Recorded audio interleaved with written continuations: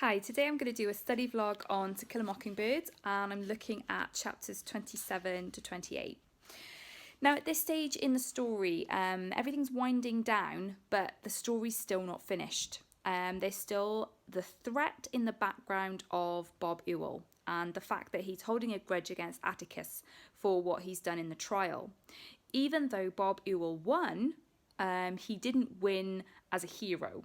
And in fact, he feels that his status in Maycomb has taken a bit of a battering because of the way that Atticus handled his case and also the way the judge handled it too. So in chapter 27, we learn that Bob Ewell acquired and lost a job in a matter of days. He was the only man I ever heard of who was fired from the WPA for laziness. So he goes back to collecting his welfare checks. And he accuses the town that the people who ran the town wouldn't permit an honest man to make a living. Well, we all know how ironic that is. And the welfare officer tells Atticus that Mr. Ewell openly accused Atticus of getting his job. So he's got this grudge and he's saying, oh, I lost my job because of Atticus, not actually taking any responsibility for the fact that he is obviously chronically lazy and just can't hold down a job.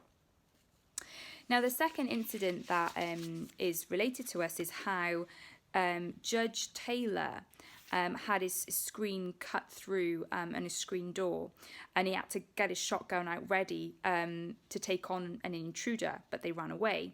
And so it seems to be the case that Bob Ewell maybe went to Judge Taylor's property maybe to damage something. We don't really know, but when he saw that Judge Taylor was actually there, he scarpered pretty quickly. And then the next thing that's related is how Bob Ewell has harassed Helen Robinson. So Mr. Link Dees makes a job for Helen because he was the former employer of Tom. And he finds out that she's walking a mile out of her way to get to work so that she avoids the road that goes past the Ewell's place.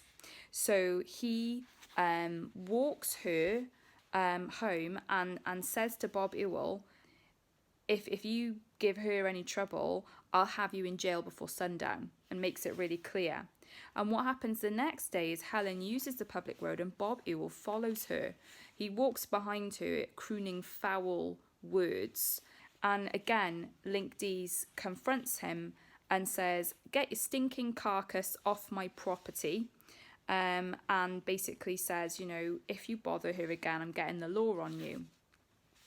Now, Aunt Alexandra gets the sense that, this isn't going to go away. She says, I don't like it, Atticus. I don't like it at all. That man seems to have a permanent running grudge against everybody connected with that case. And Atticus understands why. And he says it's very few people in Maycomb really believe his and Mayella's yarns. What he got for his pains was, okay, we'll convict this Negro, but get back to your dump. And so Atticus understands Bob's loss of status in the community. But Atticus still doesn't really take the threat very seriously. He thinks it will all blow over and soon everybody will forget about what's happened with Tom Robinson and will forget everything about the case. Unfortunately, Atticus is wrong. Now, as this threat, this tension grows on this side, the other thing that is shown is how Maycomb stays the same. So there's this growing tension from Bob Ewell and the animosity he holds towards Atticus and everyone connected with the trial. But there's also that sense of stagnancy that Scout sees Maycomb is unchanged by all these events that have occurred. It says, Maycomb was itself again, precisely the same as last year and the year before that, with only 2 minor changes. And then she refers to people removing stickers about NRA, we do our part, which was an attempt to improve the American economy but failed. Then the second change is this Halloween pageant. Now, I do love the story about Miss Tutti and Fruity getting harassed by basically the children of Maycomb stealing their furniture, putting it in the cellar. But as a consequence of this terrible behaviour, reminiscent of Boo Radley and his gang, I think. The ladies decide to put on a Halloween pageant so the children aren't running riot in Maycomb. Now, it's interesting that Miss Grace Merriweather, our favourite missionary woman from the Missionary Society, is running the pageant, and she calls it Maycomb County Ad Astra per Aspera, which is Latin for through hardships to the stars, which is obviously extremely pretentious as a title for a Halloween pageant.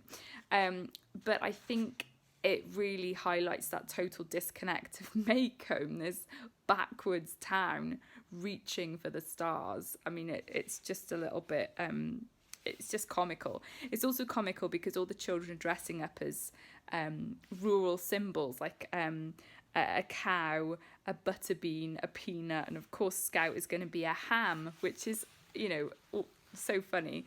And once she's in this costume, she can't get out of it on her own anyway. That's going to become important later on. It's decided that Scout and Jem are just going to go unaccompanied to this pageant. Atticus can't face it, and nor can Aunt Alexandra.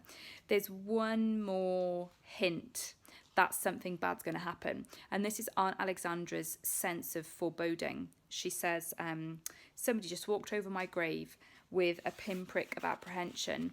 And again, that's a clue that we've got this ongoing threat from Bob Ewell, and that potentially something bad is going to happen.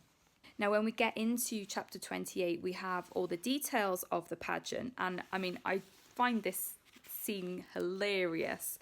The fact that Scout's only got this tiny walk-on part and she misses her cue. And the fact that she's dressed as a ham as well. But the atmosphere quickly changes when they're alone in the dark and they're walking home from the school unaccompanied. And Bob Ewell follows them and makes an attack on them with a weapon. Now, what's significant here, I mean, I love the way the atmosphere builds and changes in this section, but I think it's the sense of Harper Lee showing you that in some ways Maycomb hasn't changed, but in some ways it has. And in my next study vlog on this, I'm going to explore a little bit more about what happens with Bob Ewell's attack and Boo Radley's role then in rescuing Scout and Jem. Hit subscribe if you'd like to follow my vlog for more updates on teaching, reading and studying.